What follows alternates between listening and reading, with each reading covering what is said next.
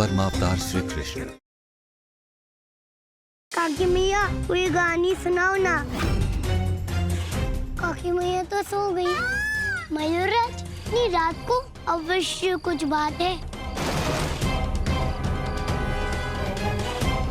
काकी मैया यहाँ? काकी मैया तो घर पे सो रही थी, वो सोते सोते यहाँ कैसे आ गई? दीदी, लल्ला आपके साथ सो रहा था ना? तुम्हारा लल्ला सोता कब है? मैं उसे सुलाने का प्रयास कर रही थी, वो मुझे सुलाकर चला गया, तो इसमें मेरा क्या दोष है? काकी मैया, ये लो, इस लता को पकड़ लो। काकी, देर हो रही है काकी, अपना हाथ बढ़ाओ। क्यों आए यहाँ तुम? काकी, लता पकड़ लो।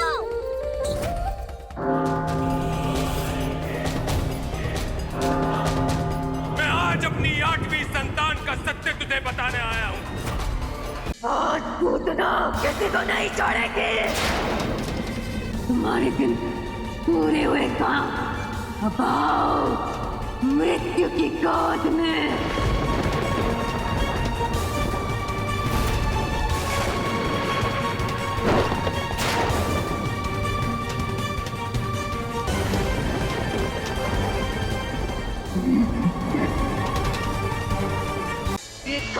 बहुत बार अपनी मृत्यु से बचता आया है तू, आज नहीं।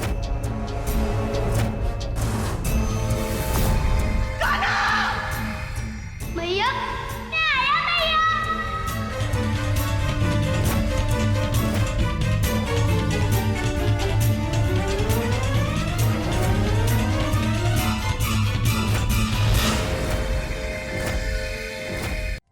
वेज, कैसी है मेरी देवकी? बोलिए ना वेज जी, देवकी स्वस्थ है ना? चमत्कार हो गया वसुदेव जी, चमत्कार। महारानी देवकी की नाड़ी वापस लौट आई है। इनकी धड़कनों की गति सामान्य हो गई है, जैसे कुछ हुआ ही ना हो। वेज जी, तो देवकी ठीक हो जाएगी ना? हाँ वसुदेव जी, वर्षों के रोग के कारण इसमें थोड़ा समय लग सकता है, किंतु मुझे पूर्ण विश्वास है कि महारानी देवकी पूरी तरह से स्वस्थ हो जाएंगी।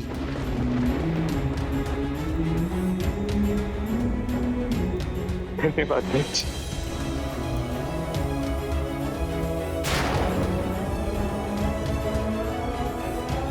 देवकी, सुना तुमने वेज जी ने क्या कहा? वेज जी ने कहा कि तुम बिल्कुल ठीक हो जाओगी। मैं जानता था कि तुम्हारी ममता तुम्हें वापस खींच कर ले आएगी। मुझे पूरा विश्वास था देवकी कि तुम अपने लल्ला का मुख अवश्य देखोगी। हमारा लल्ला जीवित देख, हमारी 8वीं संतान जीवित है और सुरक्षित भी है। देवकी, तुम सुन रही हो ना? तुझे अपनी मैया को कुछ बताना नहीं पड़ेगा, क्योंकि बताने के लिए तुम जीवित नहीं बचोगे। शुभ शुभ बोलो पूतना, क्योंकि मैया कहती है ऐसी शुभ बातें नहीं करनी चाहिए, क्योंकि हमारा जीवन अमूल्य होता है।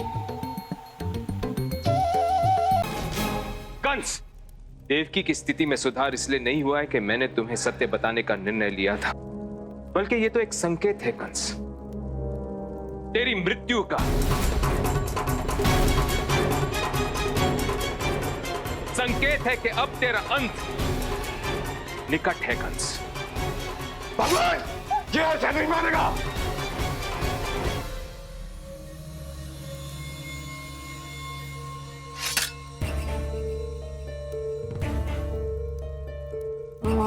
प्रारब्ध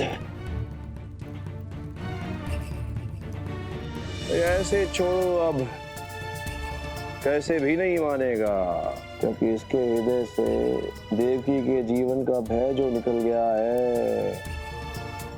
बुझा दो दिए, सब बुझा दो।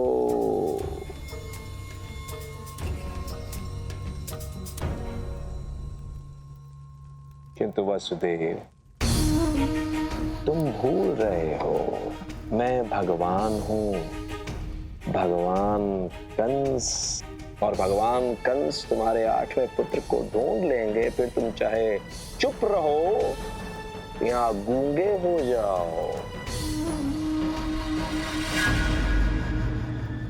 दामोदर, जल्दी से जाके औषधि तैयार कीजिए। मैया मैया मैया।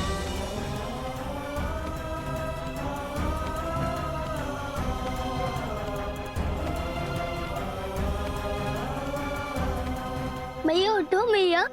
मैया तुम्हारे कान्हा को कुछ नहीं हुआ। मैया मैं आ गया मैया। मैया तुम अपने कान्हा से क्रोधित हो क्योंकि मैं तुम्हें छोड़कर पूतना के साथ चला गया था।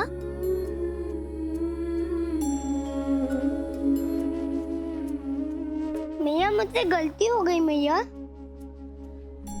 मैया अपने कान्हा को क्षमा नहीं करोगी मैया?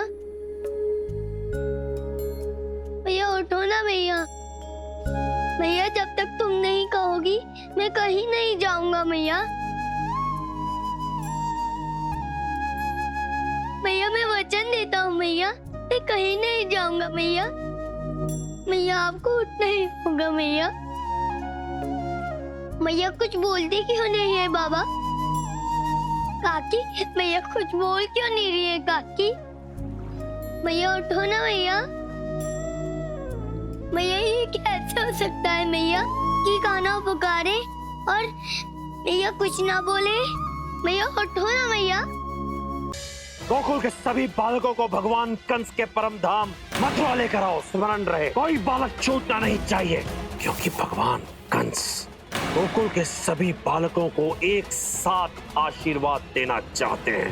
लल्ला लल्ला लल्ला। कान्हा अब हम साथ नहीं खेल सकते। लेकिन क्यों? गोपिका कह रही थी कंस ने पूतना को गोकुल भेजा था हमें मारने के लिए। लेकिन पूतना तो मर गई, फिर कैसा संकट है कान्हा?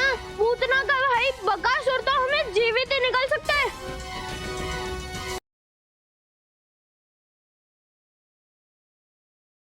तो अब अगली रस्म मेहंदी और संगीत की होवेगी। तो क्यों ना ऐसा किया जावे कि बड़ और थारे बीच डांस का मुकाबला रखा जावे। के मुकाबला? यो मुकाबला ऐसे ही ना होवेगा, तुम दोनों को नाचना होवेगा साड़ी में। साड़ी में? और हाँ, इसके संग संग एक चीज और होवेगी, तुम दोनों अकेले ना नाचोगे, बल्कि तुम दोनों के साथ थारे पति यानी राणा और लाखा भी नाच में हिस्सा लेवेंगे।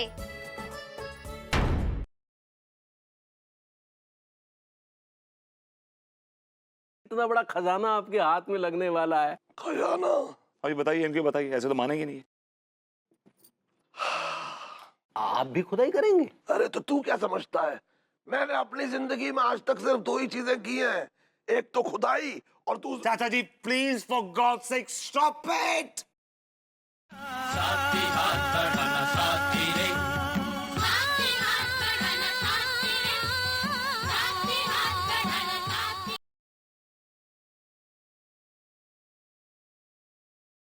क्रांति माता की।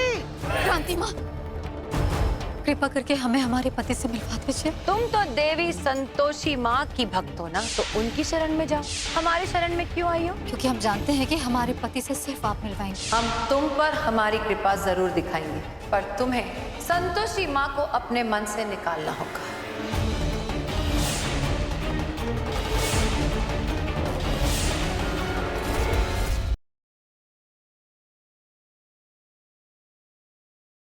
हम बात को ना वहीं लेके जा रहे हैं जहाँ से आपकी सच्चाई सामने आती है, और उसी सच्चाई को जानने के बाद ना आपका मंगलसूत्र, आपका सिंदूर और आपका घर हम छोड़ के यहाँ आए हैं। उसका वजह से हम लोगों का बेटा जी को घर छोड़ कर आना पड़ा वहाँ से।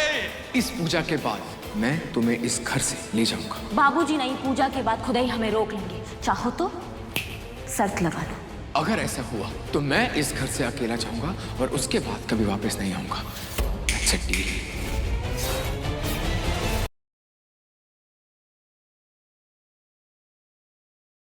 कहीं तो अपनी नई जिंदगी शुरू करने के बाद अपनी पुरानी जिंदगी ना भूल जाए। माँ साहब, मैं कुछ नहीं भूले। जो ऐसा होता ना तो तू हनीमून मनाने न जा रही होती। रणवीर और सुमन का रिश्ता मैं तोड़ कर रहूंगी और इसके लिए मुझे उनके हनीमून प्लान को स्पॉइल करना होगा। एक बात का ध्यान रखना, जे सिंधु जे ना चाहती कि तू और रणबीर हनीमून पे जाएं। वो कुछ भी कर सके है तुम दोनों को रोकने के लिए।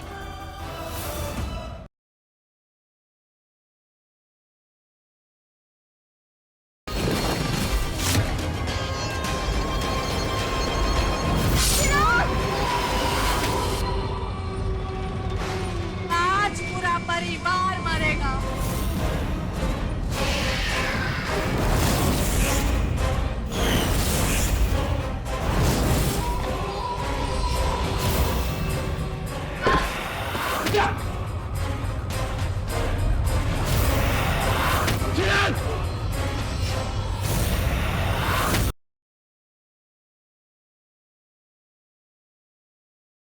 अभी की जिंदगी में एक दूसरी लड़की आई है और तुम्हें ये बड़ी बात नहीं लग रही है? बेटा उसी की वजह से तुम दोनों का झगड़ा हुआ है। चलो जिस चीज के लिए हम झगड़ा कर रहे थे कम से कम वो तो निपट गया। अब क्या कहेंगे कि कैसे अचानक सॉर्ट आउट हो गया? You don't worry, I will manage.